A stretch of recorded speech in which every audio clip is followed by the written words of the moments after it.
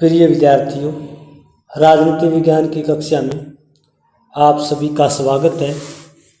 आज के इस वीडियो लेक्चर में हम एक बहुत ही महत्वपूर्ण एवं रोचक विषय का अध्ययन करेंगे। आज के अध्ययन का विषय है राजनीतिक सिद्धांत का पुनरुत्थान, राजनीतिक सिद्धांत का पुनर्जीवन। राजनीतिक सिद्धांत का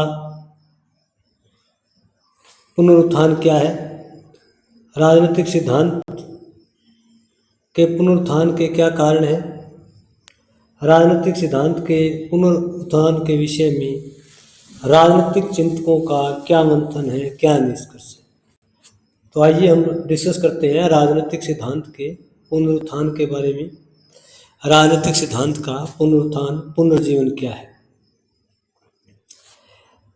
20वीं शताब्दी के अंत में Robert Hare, David Easton, Alfred Cobban ने राजनीतिक सिद्धांत के पतन की बात कही। इन विद्वानों का मानना था कि राजनीतिक सिद्धांत का पतन हो गया। रॉबर्ट हेयर ने तो कहा कि राजनीतिक सिद्धांत का निधन हो चुका है, लेकिन वास्तव में देखा जाए तो राजनीतिक सिद्धांत का पतन या निधन नहीं हुआ, बल्कि समय एवं परिस्थिति के अनुसार परंपरागत राजनीतिक सिद्धांतों की प्रकृति एवं प्रभाव में परिवर्तन हुआ। राजनीतिक सिद्धांत का कभी पतन नहीं होता। राजनीतिक सिद्धांत की प्रकृतियों या परंपरागत राजनीतिक सिद्धांत के प्रभाव में परिवर्तन हुआ। इसी को बहुत सारे राजनीतिक विद्वानों ने राजनीतिक सिद्धांत का पुनरुत्थान, पुनर्जीवन कहा है। राजनीतिक सिद्धांत के पुनरुत्थान के विषय में बहुत सारे राजनीतिक चिंतकों ने अपने विचार प्रकट किए, अपना दृष्टिकोण स्पष्ट किया है। इन विद्वानों में प्रमुख विद्वान हन्ना आर्डेंट है। हन्ना आर्डेंट ने राजनीतिक सिद्धांत के पतन के बारे में अपनी पुस्तक ह्यूमन कंडीशंस में बताया है कि राजनीतिक सिद्धांत के पतन का कारण मानवीय अनुभव का गुम होना है। कहीं न कहीं मानव अनुभव है धीरे धीरे दूर, राजनीतिक विज्ञान से दूर होता जा रहा है। हन्ना आर्डेंट ने स्वतंत्रता और गरिमा को बहाल करने की आवश्यकता पर बल दिया। हन्ना आर्डेंट ने मनुष्य की विशिष्ट एवं जिम्मेदार प्रकृति पर भी बल दिया। हन्ना आर्डेंट ने राजनीतिक सिद्धांत के पुनरुत्थान के लिए व्यवहारवाद को जिम्मेदार ठहराया कि व्यवहारवाद के कारण मूल्यों की आलोचना की, मूल्यों को दरकिनार किया गया। इसलिए राजनीतिक सिद्धांत में दोबारा जो है उसके पुनर्जीवन की आवश्यकता है। हन्ना आर्डेंट ने सांख्यिकी की एक रूपता पर भी बल दिया कि ज़्यादा से ज़्यादा लोग जो है किसी एक विचार के पक्ष में। हन्ना आर्डेंट ने कहा है कि राजनीतिक सिद्धांत के पतन के कई तरह के कारण हैं और उसके लिए मनुष्य, राजनीतिक वैज्ञानिक, राजनीतिक चिंतक ही जिम्मेदार हैं, क्योंकि व्यक्ति की स्वतंत्रता और व्यक्ति की गरिमा में और ज़्यादा जो है सुधार की आवश्यकता है, बहाल करने की आवश्यकता है। मनुष्य की जो जिम्मेदार होने की जो प्रकृति है उसमें और ज़्यादा सुधार करने की आवश्यकता है। राजनीतिक सिद्धांत के पतन एवं पुनरुत्थान के बारे में लियो स्ट्रॉस ने अपने विचार व्यक्त किए हैं। लियो स्ट्रॉस ने आधुनिक समस्याओं के समाधान में राजनीतिक सिद्धांत के निर्माण समझा। लियो स्ट्रॉस का मानना है कि वर्तमान समय में जो समस्याएं हैं उन पर ज़्यादा फोकस किया जाए। हन्ना आर्डेंट की तरह लियो स्ट्रॉस ने भी व्यवहारवादियों की आलोचना की, जिसमें राजनीतिक दर्शन को राजनीतिक विज्ञान से अलग किया। लियो स्ट्रॉस का मानना है कि व्यवहारवादियों ने राजनीतिक दर्शन को राजनीतिक विज्ञान से अलग कर दिया। हन्ना आर्डेंट की तरह लियो स्ट्रॉस ने माना कि व्यवहारवाद सही और गलत के बीच अंतर स्पष्ट करने में असमर्थ है, अयोग्य, और व्यवहारवाद राजनीति के अंतिम नियमों के ज्ञान को भी नकारता है। लियो स्ट्रॉस का मानना है कि व्यक्ति समूह में सत्ता का संघर्ष हमेशा चलता रहता है और ये संघर्ष ही राजनीति का आधार है। लियो स्ट्रॉस ने राजनीतिक सिद्धांत के पुनरुत्थान के विषय में निश्चयवाद और इतिहासवाद दोनों को फोकस किया है, दोनों के बारे में बताया है कि निश्चयवाद और इतिहासवाद ने राजनीतिक दर्शन को नुकसान पहुंचाया। लियो स्ट्रॉस का मानना है कि उदार लोकतंत्र एक प्रकार से भीड़तंत्र की तरह है। वर्तमान समय में जितनी भी लिबरल डेमोक्रेसी है वो भीड़तंत्र की तरह है, उसमें नवीन समस्याओं के ऊपर फोकस नहीं किया गया। राजनीतिक सिद्धांत के पुनरुत्थान के विषय में माइकल ऑक्सफोर्ड ने भी अपने विचार प्रस्तुत किए। माइकल ऑक्सफोर्ड ने अपनी पुस्तक एक्सपीरियंस एंड मोड्स में बताया कि अनुभव की दार्शनिक व्याख्या का विश्लेषण करने की आवश्यकता है। अनुभवों के बहुआयामी पहलुओं पर अध्ययन करने की आवश्यकता है। माइकल ऑक्सफोर्ड ने बताया कि प्रत्यक्षवादियों ने इन सभी चीजों को अनदेखा किया। ऑक्सफोर्ड का कहना है कि दर्शन का उद्देश्य अनुभव के प्रत्येक तरीके की पहचान करना है और अनुभव के अन्य पहलुओं से संबंध स्पष्ट करना है। इसलिए वो राजनीतिक सिद्धांत में नवीन परिवर्तन चाहते हैं, नवीन दृष्टिकोण चाहते हैं। माइकल ऑक्सफोर्ड ने अनुभव के 4 सिद्धांत बताए हैं। माइकल ऑक्सफोर्ड कहते हैं कि अनुभव के पहले सिद्धांत में इतिहास का अतीत से संबंध स्थापित किया गया। अनुभव के दूसरे सिद्धांत में विज्ञान जो मापन और परिमाणीकरण से संबंधित है को जोड़ा गया है। माइकल ऑक्सफोर्ड ने अनुभव के तीसरे सिद्धांत में बताया है कि अभ्यास जो इच्छा करने और प्राप्त करने की क्रिया से संबंधित है। माइकल ऑक्सफोर्ड ने अनुभव का चौथा सिद्धांत काव्य बताया है जो कल्पना और चिंतन से संबंधित है। तो इन सभी के बल पर जो है राजनीतिक सिद्धांतों में नवीन परिवर्तन, परिष्कृत संशोधन किया जा सकता है। नवीन राजनीतिक परिस्थितियों के अनुसार सिद्धांतकार सिद्धांतों का निर्माण कर सकते हैं। राजनीतिक सिद्धांत के पुनरुत्थान के विषय में बर्ट्रैंड डी जुवेनल ने भी अपने विचार स्पष्ट किए। जुवेनल ने कहा है कि राजनीति को प्रशासन में परिवर्तित करने की प्रवृत्ति ने ही राजनीतिक सिद्धांत का अवसर किया है। जुवेनल ने कहा है कि राजनीति प्रतिस्पर्धात्मक प्रक्रिया की प्रवृत्ति है, यानी राजनीति में व्यक्तियों में प्रतिस्पर्धा रहती है। जुवेनल ने कहा कि राजनीति अमूर्त विचारधारा एवं सपनवाद के विरुद्ध है। राजनीति में अमूर्त विचारधारा नहीं और न ही सपनवाद है। जुवेनल ने यह भी कहा है कि राजनीति में नैतिक विकल्प और नापसंद का मामला है। जुवेनल के अनुसार राजनीति का उद्देश्य व्यक्तियों को इकट्ठा करना है, एकजुट करना है। एक प्रकार से जुवेनल ने राजनीतिक सिद्धांत के पुनर्जीवन का समर्थन किया, राजनीतिक सिद्धांत के पतन के कारणों को फोकस किया। राजनीतिक सिद्धांत में समय और परिस्थितियों के अनुसार नवीन विचारों, नवीन धारणाओं के समावेश पर बल दिया है। राजनीतिक सिद्धांत के पुनरुत्थान के विषय में जॉन रोल्स के विचार हैं। जॉन रोल्स ने थ्योरी ऑफ जस्टिस नामक पुस्तक लिखी।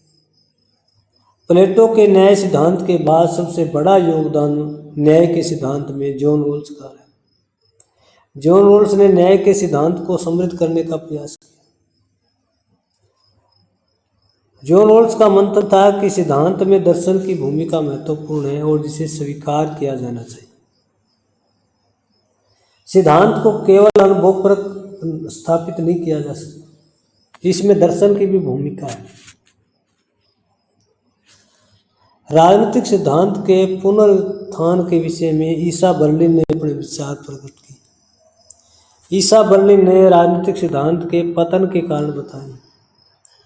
बर्लिन का कहना है कि वर्तमान पर भूतकाल के प्रभाव की समीक्षा में राजनीतिक वैज्ञानिक विफल रहे।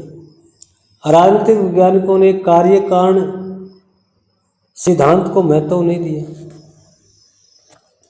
राजनीतिक सिद्धांतकारों ने अनुभविक तथ्यों की व्यवस्थित अनुसंधान की उपयोगिता को महत्व प्रदान नहीं की, इसलिए राजनीतिक सिद्धांत का पतन हुआ। राजनीतिक सिद्धांत का में गिरावट है। ईसा बर्लिन ने वर्तमान संदर्भ में राजनीतिक सिद्धांतों का विश्लेषण किया। उन्होंने कहा कि मूल्यों को महत्व दिया जाना चाहिए। बर्लिन ने यह विचार व्यक्त किया कि प्राचीन सिद्धांत को राजनीति वैज्ञानिकों ने विस्थापित कर दिया। बर्लिन यही मानते हैं कि राजनीतिक सिद्धांत का कभी पतन नहीं हो सकता। राजनीति समाज में हितों में संघर्ष हो। बर्लिन का मानना है कि समाज में अनेक प्रकार से लोगों के हितों में संघर्ष होता है। संघर्ष को रोकने के लिए प्राधिकरण की स्थापना होती है और प्राधिकरण की स्थापना लगभग हर युग में हुई है। प्राधिकरण से हितों में संघर्ष और फिर उसका समाधान ढूंढने का प्रयास किया जाता है। उस समाधान को लागू करने के लिए राजनीतिक सिद्धांत पूरी तरह से अप्रासंगिक नहीं है। ईसा बर्लिन ने अपने पूर्ववर्ती राजनीतिक चिंतकों के विचारों का समर्थन करते हुए कहा कि राजनीतिक दर्शन की विद्यमानता हर युग में है। तो ईसा बर्लिन ने राजनीतिक सिद्धांत के पतन के कारण या राजनीतिक सिद्धांत में गिरावट के कारणों और नवीन राजनीतिक सिद्धांतों की स्वीकार्यता उसके महत्व पर बल दिया है। राजनीतिक सिद्धांत के पुनरुत्थान के विषय में शेल्डन वोलिन ने अपने विचार व्यक्त किए। शेल्डन वोलिन भी व्यवहारवाद के आलोचक रहे हैं। वोलिन का मानना है कि राजनीतिक सिद्धांत की परंपरागत विधि का अपना महत्व। राजनीतिक सिद्धांत की परंपरागत शैली का विधि का पूरी तरह से अनदेखा नहीं किया जा सकता। वोलिन ने माना कि राजनीतिक सिद्धांत का पुनर्जीवन कैसे किया जाए।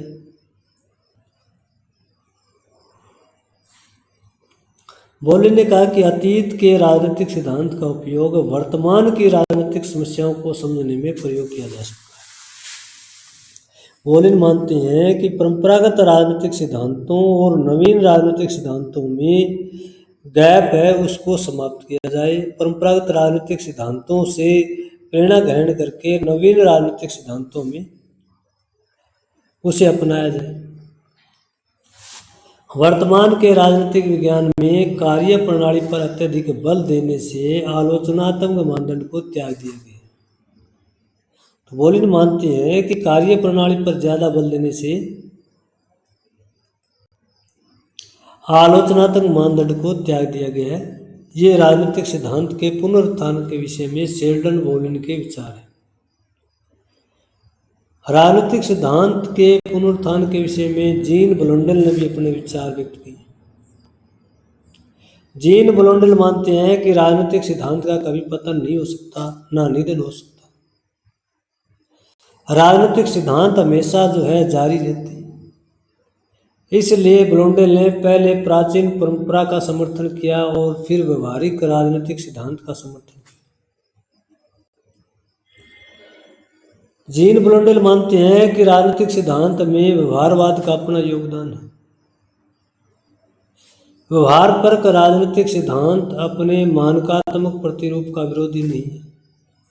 तो ब्लोंडेल ने माना है कि जितना व्यवहारपरक राजनीतिक सिद्धांत है उसमें मानकात्मक या आदर्शात्मक स्वरूप का अपना योगदान है, उसको दरकिनार नहीं किया जा सकता। इसलिए जीन ब्लोंडेल ने राजनीतिक सिद्धांत के पुनरुत्थान का समर्थन किया। राजनीतिक सिद्धांत के पुनरुत्थान के विषय में निष्कर्ष के रूप में कहा जा सकता है कि परंपरागत राजनीतिक सिद्धांत और आधुनिक राजनीतिक सिद्धांत में सम्मतता स्थापित। परंपरागत राजनीतिक सिद्धांत में जहां आदर्शों को, मूल्य को, संस्थाओं को ज्यादा महत्व प्रदान किया गया, वहीं आधुनिक राजनीतिक सिद्धांत में आनुभविक अध्ययन को, तथ्य और आंकड़ों पर आधारित अध्ययन को ज्यादा महत्व देने से आदर्श से ये सिद्धांत दूर होता गया। आधुनिक राजनीतिक सिद्धांत पूरी तरह से नया नहीं है, बल्कि पूर्व के सिद्धांत यानी परंपरागत राजनीतिक सिद्धांत का ही एक परिष्कृत और संवर्धित रूप। राजनीतिक सिद्धांत के दार्शनिक पक्ष को वर्तमान समय में पूरी तरह से अनदेखा नहीं किया जा सकता, बल्कि उसकी तथ्यात्मक और आणविक ज्ञान से संबद्ध किया जाए। यानी वर्तमान समय में राजनीतिक सिद्धांतों को लेकर के जो तथ्यात्मक और अनुभविक अध्ययन पर ज़्यादा बल दिया गया है, उससे दार्शनिक पक्ष से आदर्श पक्ष से भी जोड़ने की आवश्यकता। आधुनिक राजनीतिक सिद्धांत में परंपरागत राजनीतिक सिद्धांत की काफ़ी कमियों को सुधार करके उसमें नवीन परिवर्तन, नवीन जो है बदलाव करके वर्तमान समय की राजनीतिक परिस्थितियों, राजनीतिक चुनौतियों के अनुसार नए सिद्धांतकार नए तरीके से सिद्धांत निर्माण कर सकते हैं।